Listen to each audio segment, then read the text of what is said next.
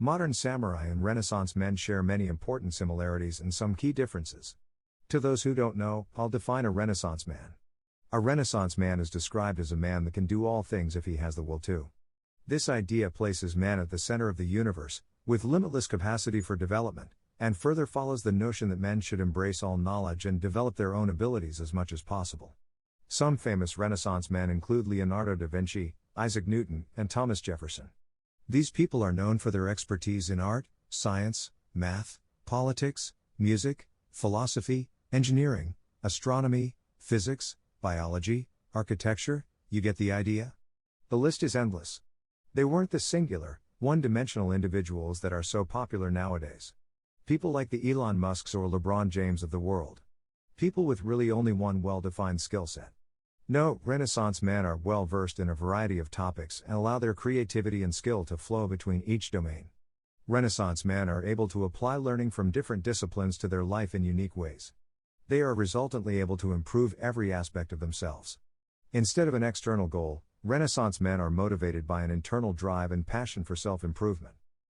Immediately, you can see the similarities between Renaissance man and modern samurai.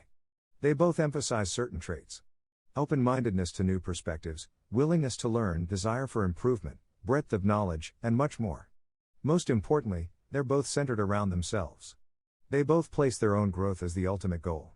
Not something external like a company or team. Their number one priority is their own development. It sounds selfish, but counterintuitively, it's the path to a fulfilling path. It's the only way to achieve what you want from life. While there are many similarities between the two, there are a few key differences that fundamentally define it means to be a modern samurai. First, modern samurai are highly adaptable to their environment. Not to say that Renaissance men aren't, but the mindset taught here at the modern samurai enables you to succeed in a variety of environments.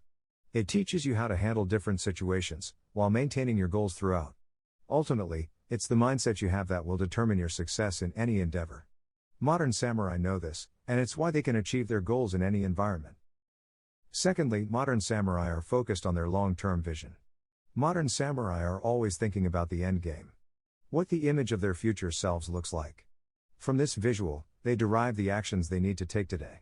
They are not scattered, wasting their precious time and energy on too many daily activities. They know what they want, and they act today based upon their vision for tomorrow. Lastly, modern samurai are financially inclined. They understand the importance of finances in life, and are not afraid to put their monetary priorities first. They view money as a necessary tool in their lives, and one they must acquire to actualize their vision. Unfortunately, in the world we live in today, money determines your options. Modern samurai prioritize freedom of choice, therefore they value the power of money. Ultimately, modern samurai are just an evolved version of Renaissance men adapted to the present day. However, it's still important to study the practices of these historically great Renaissance men because there is much to learn from them. There is much that can be applied from life then, to life today. And by studying the past, we can gain insights about how best to move forward in the future. I think the main insight and takeaway from studying Renaissance men is that there is value in having multiple skills. At being well versed in a variety of topics. At being a jack of all trades and master of none. The world we live in today incentivizes extreme talent. At being the top within a respective field. The world, in general, has become extremely specialized. And I think this is optimal for careers and productivity, but not for life and happiness. The Renaissance men I described previously were not necessarily the most career-oriented. But they were successful in this game we call life. They influenced a variety of fields for the better, changing people's livelihood in the process.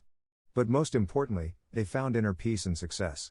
They understood more about human nature than we could ever try to nowadays.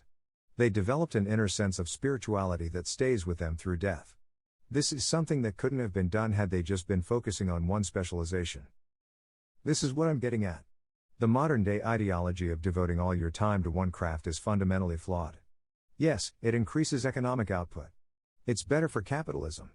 But it comes at the expense of your own lifestyle. At the expense of yourself. For in your desire of mastery of one field, you sacrifice proficiency in all others. So what's my advice? Embrace the mindset of a Renaissance man. Live out your inner Da Vinci. Become your own Isaac Newton. Keep in mind the differences between modern samurai and Renaissance men I emphasized. But achieve proficiency in a variety of fields. Go for those hobbies you've been aiming to start for a while. Take the leap and start that new side hustle. Cultivate exotic aspects of yourself. Start rapping or writing poetry. Begin rollerblading. Take part in a collective winery and vineyard. Don't spread yourself thin, but learn something engaging. My best, most practical advice is to spend 3 months developing your new skill. Whatever it is. Spend all your waking time absolutely consumed by it. Completely live the life of someone bent on becoming the best in the world at it. In 3 months' time, with consistent, daily hard work, you'll be surprised with how much progress you've made. From here, you can reassess your work commitment. From here, you can back off on the intensity, and just focus on maintaining these habits and growing your skills slowly, but steadily, for life.